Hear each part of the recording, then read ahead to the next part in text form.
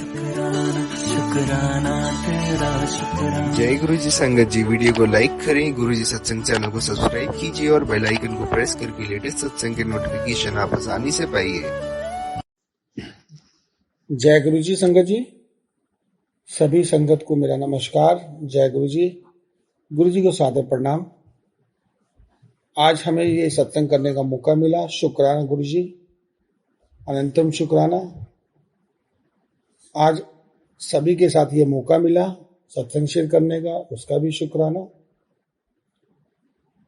मैं आप लोगों के साथ एक दो सत्संग जरूर शेयर करूंगा, छोटे होंगे या बड़े होंगे ये महाराज को पता है। जय गुरु जी। मेरी जर्नी 2006 सितंबर के बाद हुई थी। फर्स्ट टाइम मैं अपने दोस्त के साथ गया था। फर्स्ट टाइम में ही महाराज के दर्शन हुए। महाराज विराजमान थे, माथा टेका, आगे चल दिए। इसी प्रकार थोड़ा सा आगे जाते ही नीचे बेसमेंट में उन्होंने हमारे को भेज दिया। नीचे हमें लंगर प्रसाद ग्रहण हुआ, जो कि मुझे मालूम नहीं था कि इसमें भी 4 बंदे खाते हैं। तो उसमें 4 संगत बैठी थी। 4 संगत के साथ कोई भी ये नहीं पता था कि मैं जिनके साथ गया था वो लंगर में कर पा रहा हूँ या नहीं कर पा रहा हूँ। जब बाद में ध्यान दिया कि अरे मैं तो आया उनके साथ था, लंगर किसी और के साथ कर रहा हूँ। चलो लंगर किया, दर्शन किए, बंदे से बाहर आ गए। मैंने अपने दोस्त को बोला, भाई आप कहाँ ले आए हो? ये तो एक साधारण मनुष्य यहाँ पे बैठे हुए हैं जो कि बाबा के रूप में, जिनके बाल नहीं है, और इसी तरीके से ये सबको ब्लेस करते हैं क्या? संदीप जी, आपको कुछ समय बाद पता चलेगा, एहसास होगा कि गुरुजी क्या करते हैं। गुरुजी के चमत्कार अनेक हैं। आपके साथ जब आपकी सारी चीजें चेंज होने लगेंगी, आपको पता भी नहीं चलेगा, एहसास बाद में होगा। चलिए, सेकंड टाइम भी ऐसे गया।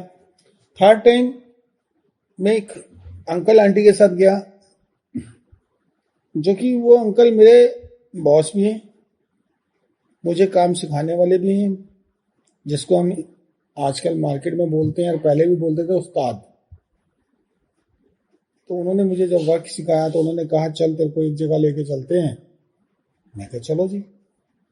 उस टाइम में वहां पे समाधि हो रही थी, तो पता चला कि गुरुजी जा चुके हैं।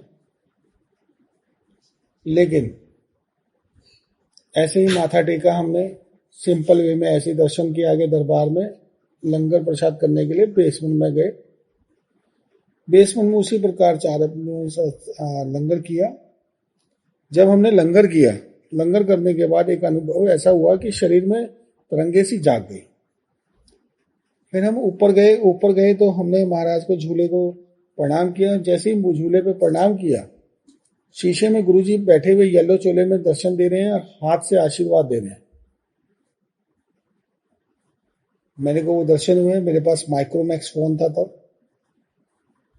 मैंने उससे फोटो खींचने के बाद अपने भैया भाभी को बताया। जिन अंकल आंटी के साथ गया था उनको भैया भाभी बोलता था और आज भी बोलता हूँ।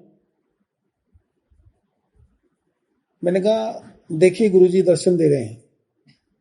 कहाँ? मैं कहा झूले पे देखिए, चुपचाप पहले देख लीजिए, पूरे दर्शन कर लीजिए। नहीं, मुझे नहीं दिख रहा है। मैं कहा वो देखिए, इस एंगल से देखिए। इस एंगल से उन्होंने देखा, उनको दर्शन हुए। इसी प्रकार सभी संगत को दर्शन हुए। शुक्राना मेरे महाराज का, उस समय गुरुजी ने दर्शन दिए।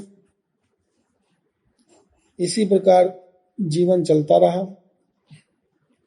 बीच में थोड़ा सा दिक्कतें आने लगी, क्योंकि कुछ मेरी ही गलतियां थी और मैं गुरुजी को भूल गया। बीमार पड़ गया। बीमार के बाद दर्द की ठोकरें खाई। इसी दौरान मेरे मामा जी का लड़का बोलता है, मेरी मैडम को बोलता है कि आप एक काम करो, इनको ना वहां पे भाटी माइंस ले जाओ, वहां गुरुजी हैं। मैं कहा चलो शनिदेव तक तो जाते ही हैं भैया, हो सकता है शनिचर भारी है तो मैं वहां भी चलते हैं, शनिदेव महाराज को प्रणाम करते हैं। हर शनिचर के शनिचर जाना है। उसी दिन हम पार्टी में चले गए। तो मैंने अपनी आंटी को बोला, यार यहाँ तो मैं बहुत आता था, जब मैं यहाँ पे आया तो मुझे दर्शन होते थे, यहीं से हम लोग बने थे। तो हमने फिर से वहां पे माफी मांगनी शुरू करी, नाक रगड़ी। गुरुजी ने फिर से मुझे ब्लेस किया, मुझे ठीक किया। शुक्राना है गुरुजी का।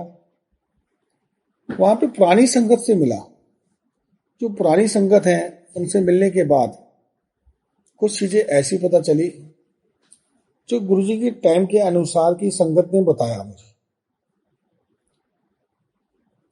कुछ चीजें हम गलत करते हैं आज की डेट में। पहले तो हम बड़े मंदिर जब जाते हैं तो हमें अपने सगे संबंधियों को भूल जाना चाहिए।